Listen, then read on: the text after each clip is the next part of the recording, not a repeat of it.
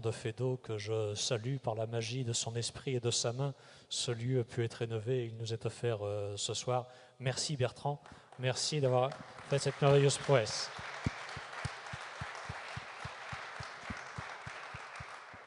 Je serai très bref pour ce mot d'accueil. Je voudrais adresser essentiellement des remerciements à tous les intervenants qui ont bien voulu prendre de leur temps ce soir. Et ce sont des personnalités éminentes dont on connaît l'agenda que Stéphane nous présentera dans un instant. Remercier chacune et chacun d'entre vous d'être présents.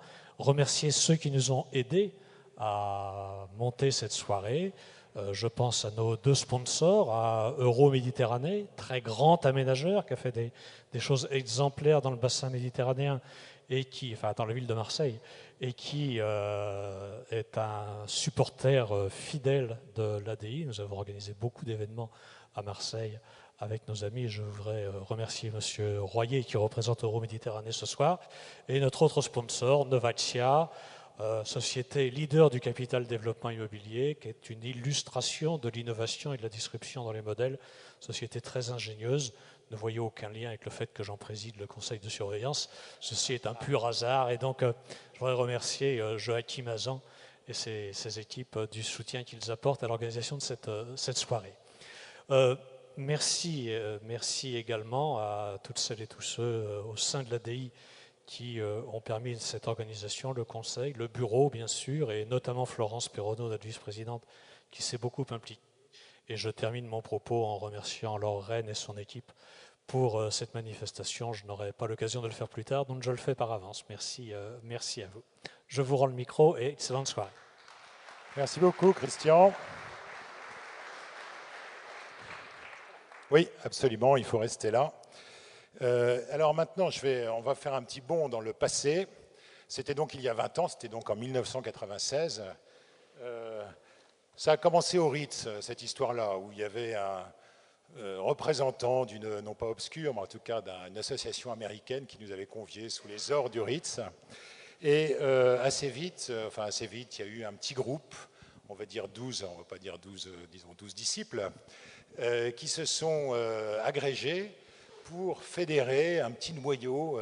Alors je vais les citer,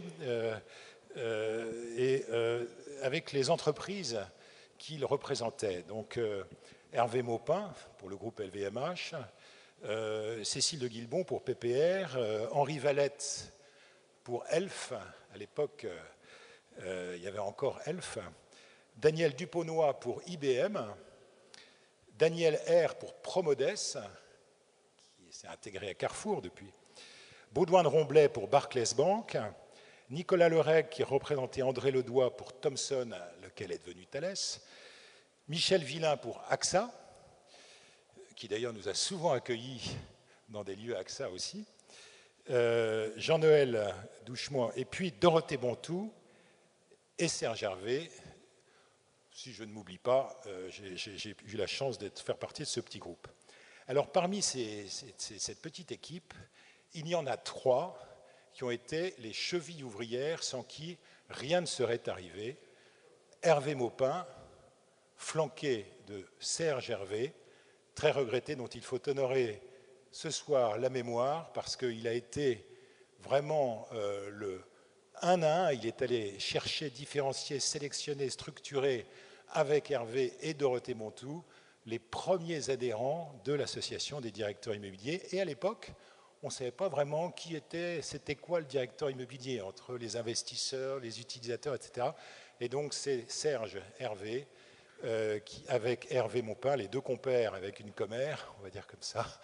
Et donc pour vous raconter les premiers pas de l'association, ce qu'elle était il y a 20 ans, je vais demander à Hervé Maupin, qui nous a fait la gentillesse, l'amitié de venir de son grand schnorr, pour venir nous raconter tout cela. Merci beaucoup Hervé. Bien, bonsoir à tous.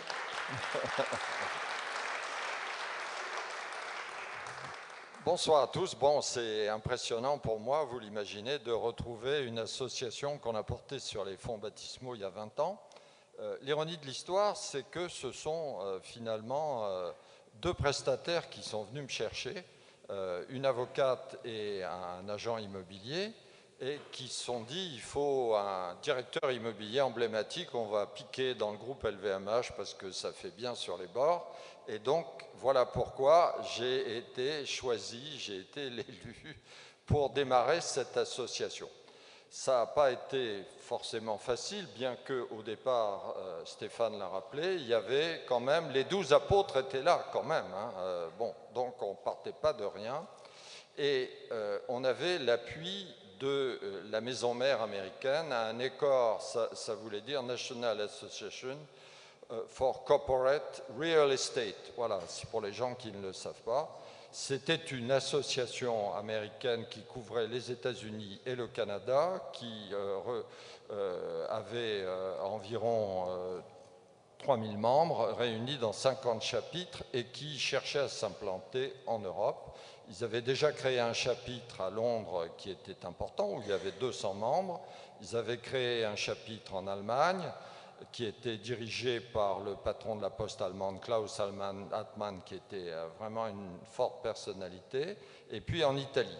Et puis, voilà, il manquait un chaînon, il manquait la France, et c'est tombé sur nous. Ce démarrage a été relativement facile dans la mesure où on s'est fait mutuellement confiance, mais il y a eu d'abord le premier sujet des cotisations, puisque aux États-Unis, chaque chapitre versait 50% de ses cotisations à la maison mère pour organiser les formations, les déplacements, toutes sortes de choses, alors que nous, on n'avait pas les moyens de le faire puisqu'on démarrait. Donc, ils ont accepté de faire un 80-20. Bon.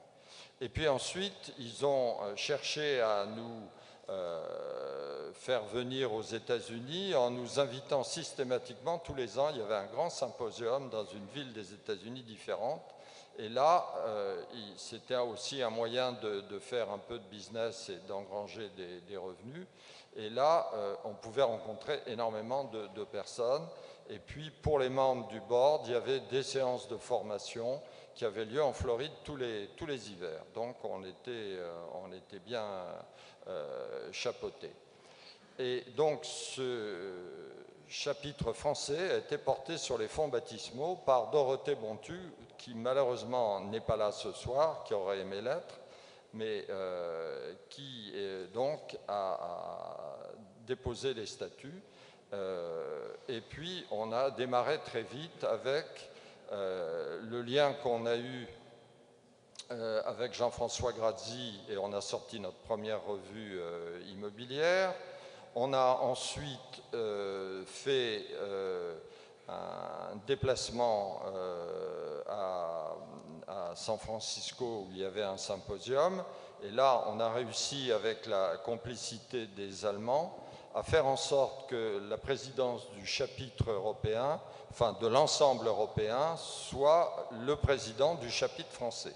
Donc j'ai été nommé au board américain et ça a été aussi la possibilité d'obtenir un certain nombre de facilités. Et encore une fois, on était très crédible. Bon, l'année d'après, au symposium de Chicago, les Américains ont considéré qu'on faisait un travail formidable et ils nous ont nommé le meilleur chapitre de l'année. Donc c'était, voilà, donc bon, on avait un gros tableau d'honneur. Hein. Et puis ensuite, on a démarré l'organisation du directeur immobilier de l'année. Donc ça a été un énorme travail. Et là, Serge Hervé, dont je salue la mémoire ici ce soir, a été un déclencheur et un organisateur exceptionnel.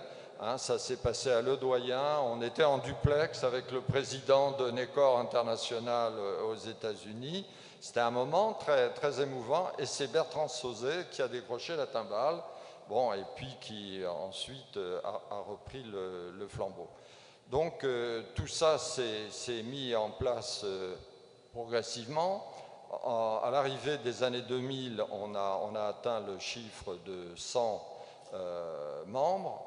Et ce qui est bien, c'est qu'on a toujours respecté la proportion de prestataires et d'utilisateurs, puisque à l'époque, il y avait seulement 20% de prestataires parmi nos membres. Donc voilà. Et ce que je voudrais dire aussi, c'est qu'on a eu trois axes de développement. D'abord, il y a eu tout ce que nous ont apporté les États-Unis. C'était un peu l'opposé, Nécor, c'était l'opposé d'IDRC, hein, puisqu'il y a eu une fusion ensuite. Nécor, c'était le business sur le terrain. IDRC, c'était la théorie, c'était les conférences, l'esprit de l'immobilier, les concepts, etc. Bon. Et puis, ils étaient beaucoup plus développés en Asie, dans tous ces continents. Et donc, il y a eu ces contacts avec tous les symposiums et puis les rencontres qu'on a eues tous les ans au MIPIM. Le MIPIM a été un élément moteur formidable pour nous.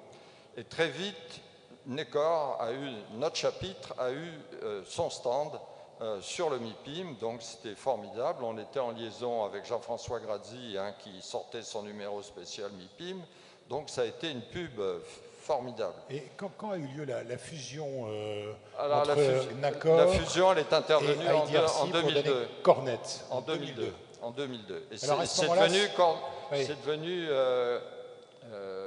Cornet Global. C'est ça. Voilà. Alors à ce moment-là, il y a un changement de gouvernance Tout à fait. à Cornet. Voilà. Et puis là, on passe sous pavillon américain, on se fait rincer. Hein, absolument. Alors c'est devenu une organisation énorme avec environ 7000 membres. Il y avait, Nécor a perdu son âme, et donc du coup le chapitre français devenu Cornet Global aussi s'est interrogé, et à la fin de 2004, il a décidé de voler de ses propres ailes, et au début de 2005, l'ADI a été créée, donc celle que vous connaissez aujourd'hui, donc ça remonte à 2005. Voilà. Donc voilà l'histoire. Alors, tous les contacts qu'on a pu avoir aussi en France, avec le CIGE, avec l'IEIF, avec Napi Choulet à l'ESSEC, tout ça, ça a permis de développer des conférences qui ont été reprises un peu dans la presse. Enfin, ça a créé un mouvement qui a fait que le concept de directeur immobilier des grandes entreprises s'est vraiment dessiné et est devenu quelque chose de vivant et de concret. Et puis, dans le cadre de notre association, on a essayé de développer beaucoup de convivialité, et je crois que ça a été très important pour faire venir des membres extérieurs, parce qu'on en a beaucoup parlé. On a fait pas mal de visites. Arthur Anderson avec le bureau virtuel, on est allé à Noisiel voir comment on réhabilite une ancienne usine de chocolat Meunier en siège social de Nestlé, on est allé visiter le siège de M6, on est allé visiter la restructuration, rénovation de la Belle Jardinière dont je m'occupais à l'époque, on a été reçu chez Vuitton à Asnières pour voir justement aussi à partir de bâtiments existants un peu désuets, comment on pouvait faire un atelier pour les commandes spéciales et comment on pouvait en faire un lieu de communication. Donc tout ça nous a appris énormément, et je pense que les gens qui ont pu y participer ou qui en ont eu écho ont vraiment compris qu'il se passait quelque chose et que voilà, c'était... Merci Hervé. Voilà. Si je retiens quelque chose d'ailleurs, c'est que cette période de fondation pour faire ce socle, elle s'est faite bien sûr sur l'exemple, parce qu'on voyait cette association américaine très constituée, structurée, avec beaucoup de moyens. Et nous, on rêvait de faire la même chose, en fait. C'était ça. Mais au départ, il y avait se retrouver ensemble des professionnels qui étaient directeurs immobiliers un peu isolés dans leurs entreprises, pour se connaître, partager des expériences, voir quels étaient les succès, les insuccès, les difficultés, et situer les uns par rapport aux autres. Et toute cette convivialité, avec une certaine éthique aussi, quand même, pour fonder un petit groupe, quand même d'une centaine de membres. Et ça a été le socle. Et si tu le veux bien, maintenant, si tu peux rejoindre là, c'est de passer à une deuxième étape, très vite brossée, qui va me permettre d'introduire longuement les années Clairet. Il y a eu une phase de consolidation et de développement.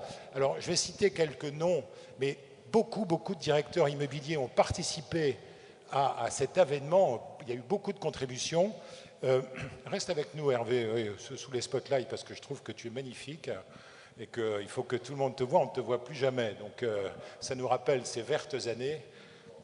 Et alors, il y a eu donc 2 présidences avant l'arrivée de Christian.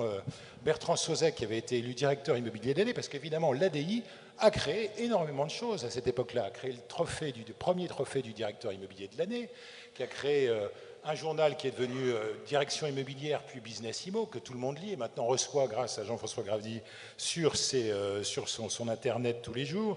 Enfin, on a vécu plein de choses. Alors, une chose, évidemment, que notre cher Hervé ne dit pas, c'est qu'il a été une puissance accueillante dans son beau jardin, du jardin d'acclimatation. Alors là, on a fait des fêtes. Hein.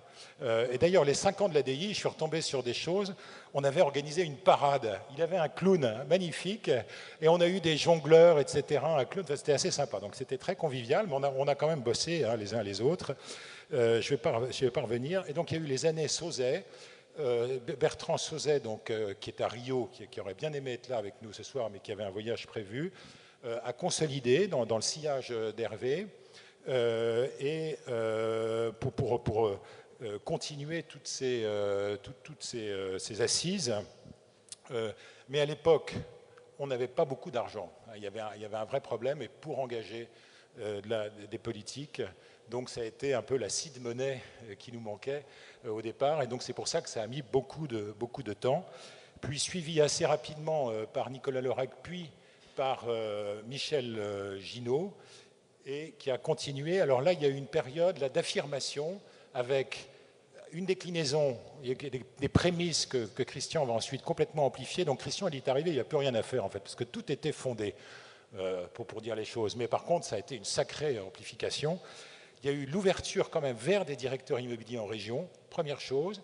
Des prémices aussi sur quelque chose de très important qui était l'ouverture vers les membres des équipes immobilières en disant l'ADI, ce n'est pas que les directeurs immobiliers, ce sont des directions immobilières, il y a beaucoup de professionnels, directeurs immobiliers adjoints, donc ça c'était important, il y a eu ces premières incursions. Et donc là je te passe la parole, cher Christian, pour nous dire et conclure cette première séquence sur la situation actuelle, 400 membres, 350 millions de mètres carrés gérés, hein, et évidemment l'ouverture vers le public. Merci beaucoup. Merci Hervé d'avoir donné naissance à cet enfant qu'on m'a confié à l'âge de l'adolescence et de la turbulence, et je l'ai conduit jusqu'à ses 20 ans et jusqu'à sa maturité actuelle, et nous sommes là pour célébrer cet anniversaire. Alors, vous avez sur les écrans ce qu'est l'ADI aujourd'hui en quelques chiffres. Pour la situer dans le monde de l'immobilier, d'abord, l'intérêt de la fonction immobilière dans l'entreprise telle qu'elle a évolué aujourd'hui tient au fait qu'on est à l'articulation, on est à la charnière entre le monde interne de l'entreprise, dont on doit maîtriser la culture et les enjeux, et un monde immobilier que vous connaissez, qui est d'une extraordinaire diversité, 10% du PIB, 2 millions de salariés, 7% des effectifs salariés français. Donc un monde incroyable qui compte moult métiers différents. Je ne vais pas tous les citer. La dernière fois que je l'ai fait, j'en ai oublié un et j'ai vexé toute l'ingénierie française en oubliant de citer l'ingénierie. Donc je lui présente mes excuses ce soir et je salue tous les autres métiers qui sont présents et représentés dans la salle. Alors, vous savez, le parc immobilier tertiaire, c'est-à-dire tout ce qui n'est pas logement, c'est à peu près un petit milliard de mètres carrés en France. On a l'habitude de dire 8 à 900 millions. Notre association aujourd'hui, les chiffres défilent, compte un peu plus de 400 membres. Donc elle a un peu grandi, Hervé. Elle a un peu grandi, 400 membres. Et ces 400 membres maîtrisent à peu près 350-400 millions de mètres carrés. C'est dire la croissance qu'a connue l'association et ses membres, en même temps qu'elle se développait, qu'elle se structurait et qu'elle exécutait des missions sur un modèle économique qui a nécessairement évolué et qui nous a conduit à faire évoluer nos modes de financement, à amplifier nos événements. Aujourd'hui, nous organisons une 50aine d'événements par an. Nous avons des sponsors qui nous accompagnent annuellement. On est dans ce dynamisme.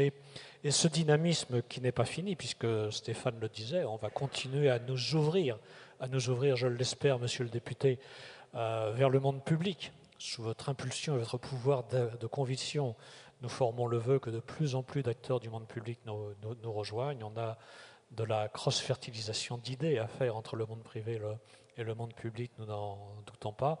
Et puis on s'ouvre vers les jeunes également, qui portent le futur de demain.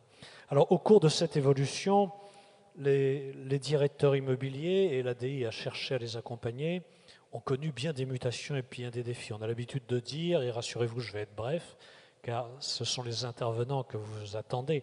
Ce n'est pas mon propos, il vaut toujours mieux profiter du regard des autres pour se voir soi-même. Les directeurs immobiliers ont accompagné, connu beaucoup de mutations. D'abord, les directions immobilières sont réellement apparues, vous le savez, au début des années 90 sous influence anglo-saxonne et sous l'influence des problématiques de financiarisation et de compétences juridiques nécessaires pour les accompagner. C'est la grande vague des années 90 et du début des années 2000, auxquelles se sont ajoutés un nouveau défi qui était celui du développement durable, de la RSE, des problématiques de RSE, couronnées aujourd'hui par les enjeux de la COP 21, enrichis depuis un passé plus récent par des problématiques liées à la digitalisation, aux enjeux du numérique, aux risques psychosociaux qui font que les directions immobilières d'entreprise ont dû apprendre à travailler de façon transverse avec de plus en plus d'acteurs internes à l'entreprise et étendre leur territoire de coopération aux aspects de ressources humaines et aux aspects informatiques, au système d'information à l'intérieur des entreprises, et sont véritablement devenus, vous en verrez les chiffres si vous jetez un coup d'œil après ces propos sur les écrans, vous verrez que l'essentiel des directions immobilières maintenant sont rattachés au comité exécutif des entreprises, portent des enjeux stratégiques et sont cités. Jean-Paul Bailly vient de commettre un excellent ouvrage que je vous recommande qui porte le titre de Réformer. Vous verrez que dans ce livre, la question de la transformation est majeure et que l'immobilier est cité comme l'un des piliers fondamentaux de la transformation des entreprises. Alors, l'ADI, bien sûr, a accompagné ses membres dans toutes ces évolutions et dans tous les défis que les directeurs immobiliers ont eu à relever. Aujourd'hui, se présente une formidable mutation à laquelle les directeurs immobiliers doivent faire face, qui est l'enjeu de la transformation de notre économie et de l'immobilier face à l'évolution de notre économie, disais-je, sur le mode de l'usage, sur l'économie collaborative, sur les conséquences de la numérisation, sur ce qu'on a coutume d'appeler l'ubérisation, l'évolution de l'intermédiation. Les directions immobilières doivent apprendre à n'être plus simplement des fournisseurs d'infrastructures internes aux entreprises, mais à devenir de véritables opérateurs de services, outils de la transformation des entreprises, de leur évolution, de la performance des business units. Il faut, et l'ADI s'emploie à les y aider, qu'ils sachent relever ce nouveau défi. L'ADI a l'ambition de les accompagner. J'ai déjà cité cette phrase que j'adore, mais que j'ai envie de repartager avec vous pour conclure mon propos. Et elle est de Saint-Exupéry, il faut toujours viser la Lune, car même quand on la rate, on atterrit dans les étoiles. Je vous remercie vivement. Merci.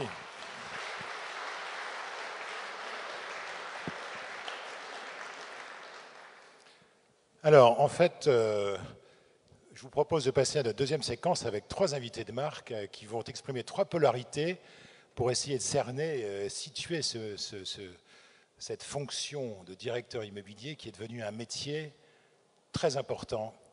Alors, je vais demander d'abord à Guillaume Poitrinal de venir nous rejoindre. Alors, on a organisé ça un peu comme les primaires, mais il n'y a pas les temps de parole. Donc, n'hésitez pas à vous installer. Alors, Guillaume, lui, bien sûr, va représenter les marchés immobiliers, c'est-à-dire les contreparties, ceux qui travaillent en tant que développeur, investisseur. Il a dirigé pendant très longtemps les destinées du Nibail, qui a certainement fait autant de développement que d'investissement longue durée. Et donc, il connaît bien le monde des utilisateurs et de leurs besoins pour les avoir côtoyés et avoir travaillé avec eux. Donc, Guillaume commencera par nous exprimer ce point de vue extérieur en homme d'immobilier. Comment a-t-il vu depuis 20 ans et puis, avant de commencer, je vais demander aussi à Jean-Paul Bailly, qui a dirigé, bien sûr, des entreprises prestigieuses comme la RATP et la Poste, Postimo, avec Christian Clairet, et qui nous expliquera comme je pense presque en haut de podium, toute la légitimité, parce qu'en réalité, Jean-Paul Bailly, lui, il représente toutes les entreprises, les administrations, tous les utilisateurs, des millions de personnes pour qui cet immobilier est nécessaire. Et puis, cher monsieur Dumont, monsieur le député, si vous pouvez également venir nous rejoindre, président du Conseil pour la gestion de l'immobilier de l'État, après un long parcours dans la fonction sociale de l'habitat, vous nous direz quels sont le regard que vous portez sur l'ADI et son inscription dans le paysage public, et certainement pour gérer également une efficacité au service de l'immobilier public. Alors, cher Guillaume, c'est à vous de commencer. Finalement, le directeur immobilier, c'est devenu un métier? Oui, bien sûr. Et depuis 20 ans que je travaille dans l'immobilier, j'ai pu observer cette formidable émergence en fait, de la fonction de directeur immobilier. Et puisque vous m'avez demandé de parler des 20 dernières années, je me suis dit, je vais essayer de vous parler des 20 prochaines années. Parce que les 20 dernières années, on les a tous connues, quoi. On est passé du bureau individuel au bureau collectif. Finalement, les plateaux de tour à la Défense n'ont pas beaucoup bougé, quoi. On a gagné 20 cm en hauteur sous plafond. Mais depuis Christian Pellerin, on n'a pas tellement inventé de choses nouvelles. Je le dis avec beaucoup d'humilité pour avoir commis quelques tours. Et donc, j'ai essayé de partager avec vous quelques réflexions très rapides sur qu'est-ce que sera le métier de directeur immobilier dans 20 ans. Quel que sera le métier de directeur immobilier dans un univers qui est en parfaite accélération. C'est-à-dire qu'on est dans un univers qui se caractérise d'abord, avant tout, par une formidable accélération. J'ai commis un livre là-dessus, sur le temps, qui s'appelle Plus vite, qui est encore disponible, 9,50 €, vous pouvez l'acheter chez la FNAC, et il en reste. Et finalement, en fait, ce qui distingue le monde d'hier de celui d'aujourd'hui et de celui de demain, c'est justement cette formidable accélération. Et cette accélération, elle va faire que l'immobilier qu'on croyait pérenne, parce que finalement, un directeur immobilier faisait un siège, on disait, une fois dans sa carrière. Eh bien, le directeur immobilier, il va pouvoir faire 5 ou 6 sièges dans sa carrière parce que cet espace de travail n'est de toute façon plus pérenne. Il était pérenne, il est devenu évolutif. Le lien hiérarchique, l'espace de travail était là pour inspirer le lien hiérarchique. Le lien hiérarchique, demain, n'existera probablement beaucoup moins qu'hier.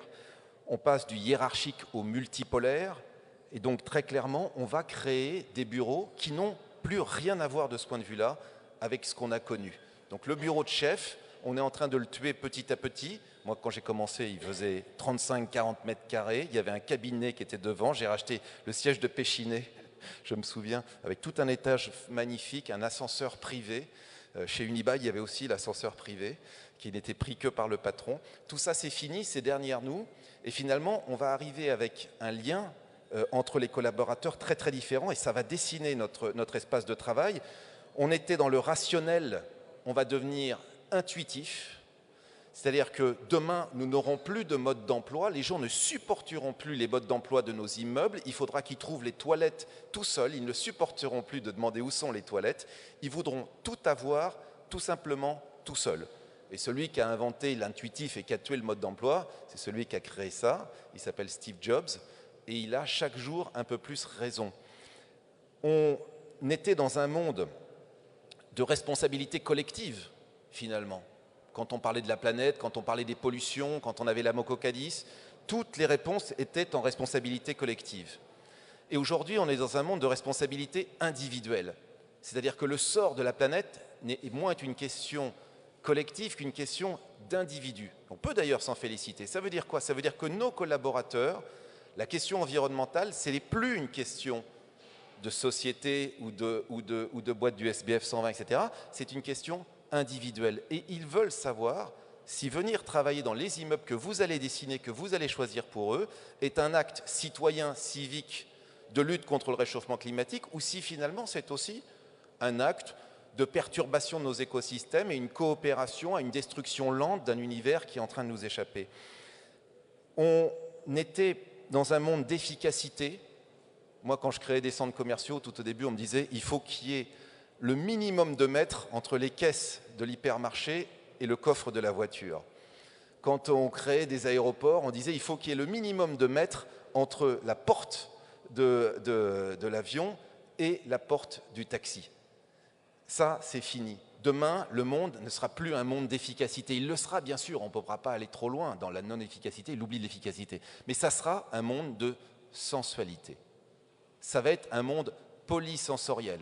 Ça va être un monde où le design et l'architecture auront beaucoup plus d'importance qu'aujourd'hui et les gens ne supporteront plus de travailler dans le laid, les gens ne supporteront plus de travailler dans le sale, les gens ne supporteront plus de travailler dans des espaces qu'ils trouvent dégradants. Et tant mieux quand on est ici et quand on voit cette magnifique voûte que vous ne voyez pas, parce que vous me regardez ici, mais quand vous voyez cette enfilade, quand vous voyez cette architecture magnifiquement rénovée par la Fondation des Bernardins, à laquelle je vous invite à contribuer à mes côtés, eh bien je vous assure qu'on sait ce qu'est que le beau. On peut applaudir de nouveau notre camarade Bertrand de Fédot.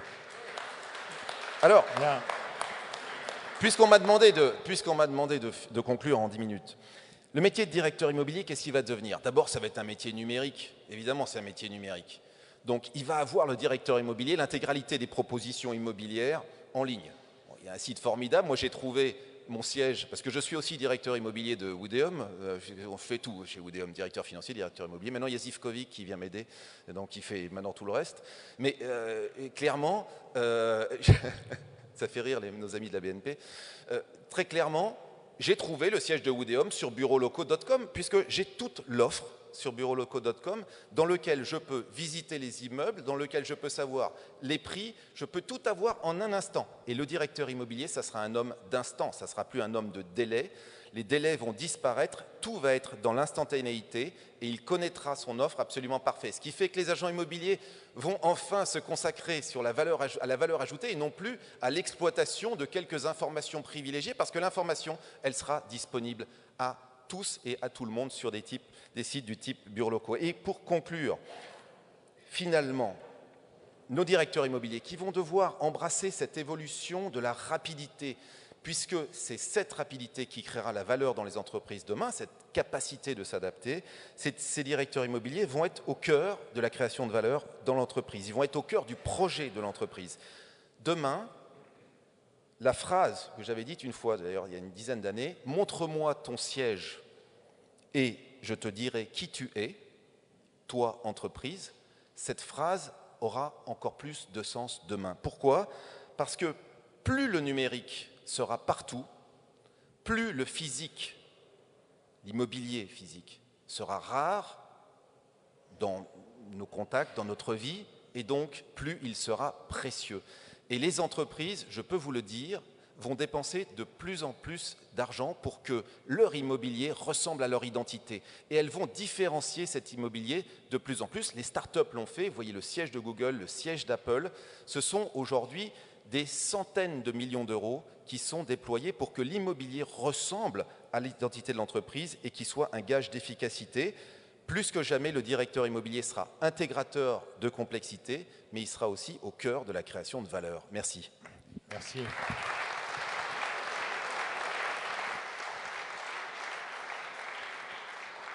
Et donc, tout ceci à 9,50 €. Alors, je vais maintenant passer la parole à Jean-Paul Bailly pour nous exprimer la vision du dirigeant de l'entreprise, de l'organisation, de toutes administrations, avec un point de vue de chef d'entreprise, toujours en s'accent sur cette fonction du directeur immobilier qui co-porte cette dimension. Et je crois que vous avez écrit vous-même, alors c'est peut-être pas à 9,50 €, un livre à 15 €. Alors 15 € à droite, 9,50 € à gauche. Et donc réformé. Tel est le titre de ce livre, également disponible dans toutes les bonnes librairies. Mais là, il en reste très très peu. Et donc voilà, je vous passe la parole pour exprimer la vision de cette légitimité de ce métier au cœur de l'entreprise. Très bien, merci. Il marche, oui. Merci beaucoup pour ces quelques mots de présentation. Merci de m'avoir invité. Et puis je vais commencer par rendre hommage à Christian Clairet, avec qui, en fait, j'ai tout appris. Hein. C'est quand même, au fond, lui qui a été à la Poste le fondateur de cette fonction immobilière proprement dite, dans un contexte particulier que je vais expliquer et qui nous a conduit à créer une société foncière, possédée à 100% par la Poste, mais une société foncière. Comme vous l'avez demandé, d'abord quelques mots sur le rôle des directeurs immobiliers dans l'entreprise. Je veux dire que je pense que c'est vraiment un rôle essentiel. Je vais essayer de revenir dessus. Et j'ai souvent regretté, alors à la Poste quand je suis arrivé, puis j'ai vu aussi dans d'autres entreprises, ce rôle essentiel n'est pas toujours totalement mis en valeur et totalement compris ou apprécié. Souvent, je trouve que cette fonction, alors qu'elle devrait l'être, est assez peu associée à la stratégie de l'entreprise. Alors que dans beaucoup de domaines, je donnerai un exemple, elle peut être, ou elle doit être, au cœur de la stratégie. Et donc associée en amont sur les décisions de l'entreprise. Elle est souvent sous-dimensionnée, n'est peut-être pas le bon mot, mais taille, compétence, positionnement, elle n'est pas toujours reconnue à la hauteur de ses enjeux et de ce qu'elle apporte à l'entreprise. Et pour résumer, elle est souvent confinée dans le strict rôle immobilier. Et dans une entreprise, ce qu'on attend d'un directeur immobilier, c'est bien sûr une compétence dans ce strict domaine immobilier, mais c'est beaucoup plus. Si je prends l'exemple de la Poste, vous le savez, et vous le savez ou vous ne le savez pas, est le deuxième propriétaire foncier après l'État.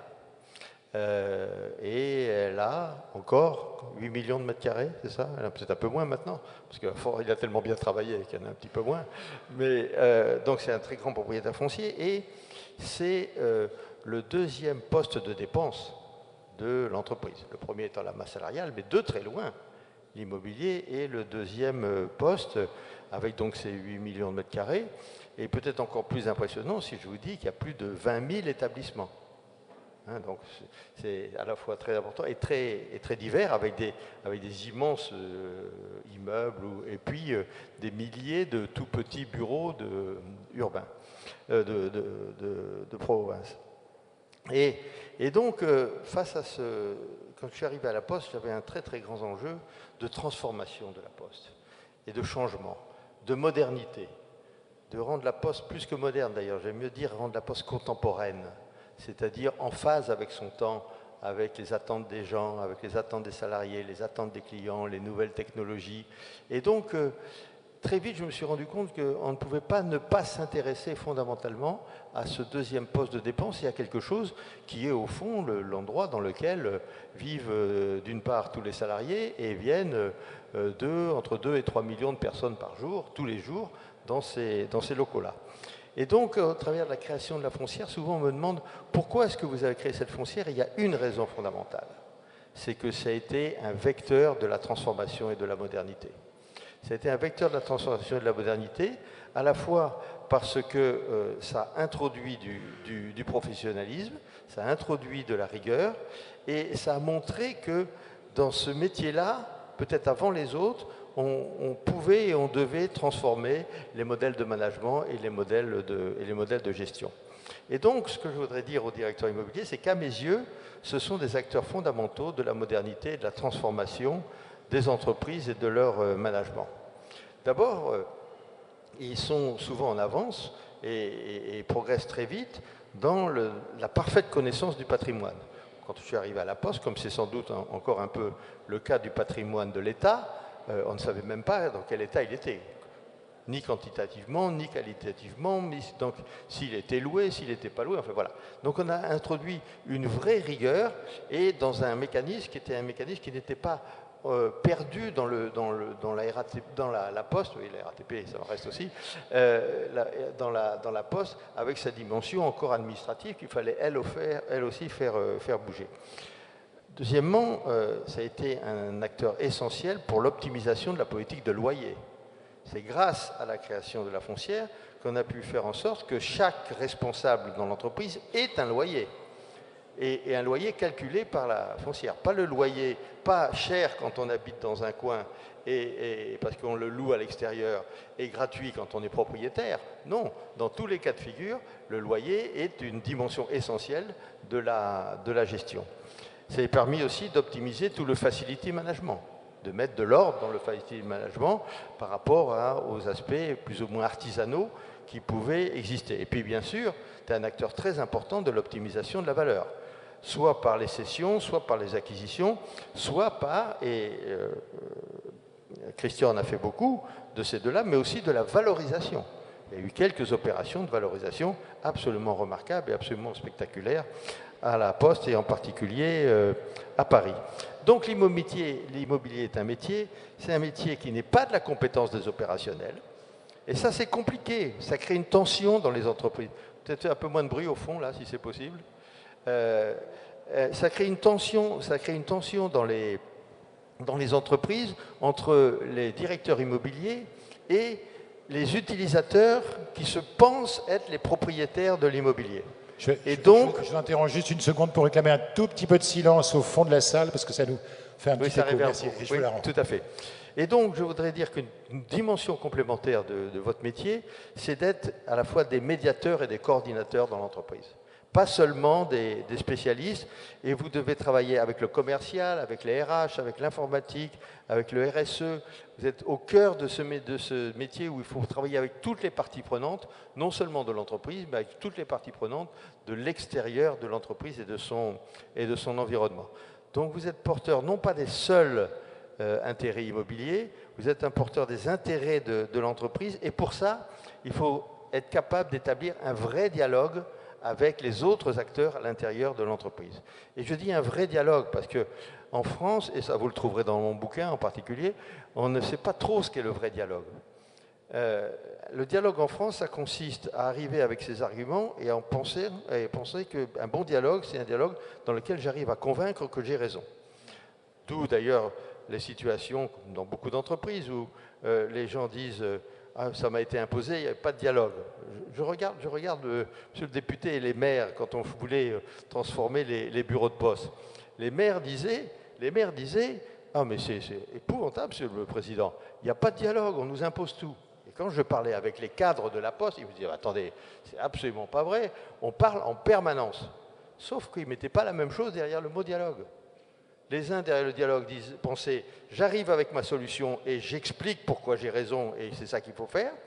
Et les élus, qui avaient raison en l'occurrence, disent « non, le dialogue, c'est pas ça. Vous m'expliquez vos enjeux, vous m'expliquez vos problématiques, je vous explique mes enjeux à moi, mes problèmes, mes contraintes, mes calendriers, et on va essayer de trouver une solution ensemble. » Ah donc, si je résume, ça veut dire Parce que je suis trop long, là, c'est ça? C'est-à-dire qu'en fait, comme bon, on a démarré... Je termine juste un point. J'ai juste un point que je voudrais faire illustrer, juste encore un point. J'ai dit médiateur. Je pense que je voudrais juste illustrer en quoi ce sont des acteurs et des supports et des acteurs clés de la stratégie. Je vais juste donner un exemple aussi à la Poste. On avait une politique de valorisation et de cession d'un certain nombre d'actifs, et notamment d'espaces souvent pas assez bien placés, en milieu urbain ou en proche périphérie. Et un jour, on s'est dit, dans les métiers à venir de la Poste, peut-être dans 5 ans, peut-être dans 10 ans, il y aura forcément le métier de la logistique urbaine. Et donc, on s'est retourné vers Christian et on lui dit, dis donc, si demain on veut faire de la logistique urbaine, qu'est-ce que tu as? Il me dit, j'ai plein de